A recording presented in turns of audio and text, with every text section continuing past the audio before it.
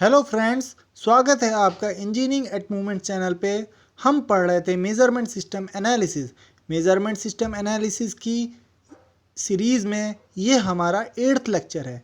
इसमें हम accuracy and precision शुरू करेंगे। एक्यूरेसी एंड प्रिसीजन को मैंने काफ़ी डिफरेंट पार्ट्स में डिवाइड किया है और ये पहला पार्ट है। तो बने रहें इंजीनियरिंग एट मूवमेंट्स चैनल पर।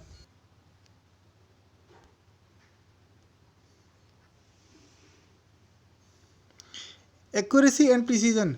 एक्यूरेसी हमें ये बताती है कि जो पॉइंट्स हैं वो टारगेट के कितने क्लोज हैं, और मेज़रमेंट्स तब एक्यूरेट होते हैं जब उनकी टेंडेंसी एक्चुअल वैल्यू के सेंटर के अराउंड रहने की होती है। और प्रिसीजन हमें ये बताता है कि पॉइंट्स आपस में कितने क्लोज हैं। अगर वो आपस में काफ़ी क्लोज हैं और उनके बीच के में थोड़ा ही स्मॉल अमाउंट का डिफरेंस है तो वो ज़्यादा प्रिसाइज होंगे। एक्यूरेसी और प्रिसीजन सेम थिंग नहीं होते हैं। कई लोगों को ये कन्फ्यूज़न रहता है कि एक्यूरेसी एंड प्रिसीजन सेम है, पर ऐसा नहीं होता है। एक मेज़रमेंट सिस्टम में मेज़रमेंट वेरिएशन को रिड्यूस करने के लिए और उसे बेटर बनाने के लिए एक्यूरेसी एंड प्रिसीजन दोनों ही इम्पॉर्टेंट पैरामीटर हैं। एक्यूरेसी एंड प्रिसीजन के डिफरेंस को बताने के लिए मैंने एक एग्ज़ाम्पल लिया है। इस एग्ज़ाम्पल में एक 4 कंसेंट्रिक सर्कल का एक गेम है। उसमें जो सबसे सेंटर वाला सर्कल है उस पर शूटर शूट कर रहा है। वो हर शूट में 4 शूट दे रहा है। 4 केसेस बनते हैं। आप देखिए पहले केस में क्या है, जो है शूट जो हैं आपस में काफ़ी पास में है और सेंटर के भी काफ़ी पास में है। सेंटर के पास में होने से ये एक्यूरेट भी हैं और आपस में पास होने से ये प्रिसाइज हैं। दूसरे केस में जो शूट्स हैं वो आपस में तो पास हैं पर सेंटर के पास नहीं हैं, तो इसीलिए ये एक्यूरेट तो नहीं है पर प्रिसाइज है। तीसरे केस में जो हैं सर्कल्स आपस में तो दूर हैं पर सेंटर के पास हैं, इसीलिए प्रिसाइज तो नहीं है पर एक्यूरेट हैं।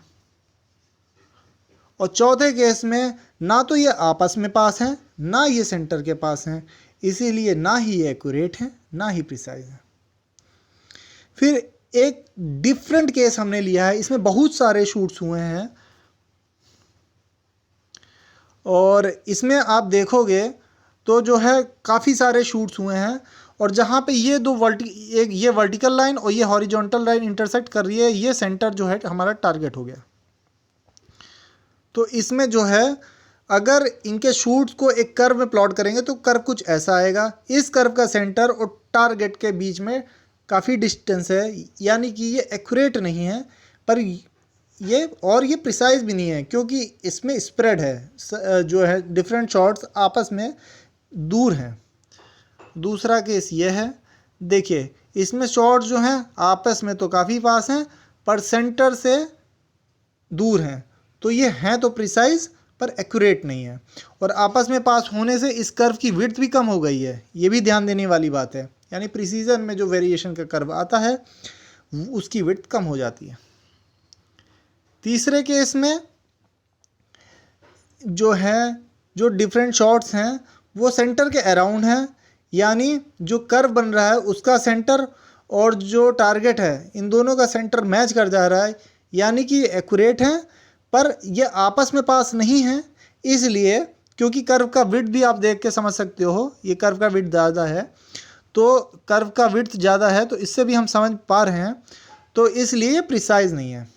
फोर्थ केस में कर्व का सेंटर और जो है टारगेट दोनों मैच हो रहे हैं और आपस में भी डिफरेंट शॉट्स पास में हैं, इसलिए ये एक्यूरेट भी है और प्रिसाइज भी है। यहाँ पे आप देख सकते हो, और ये कर्व देखो, कर्व का विड्थ भी कम हो गया है।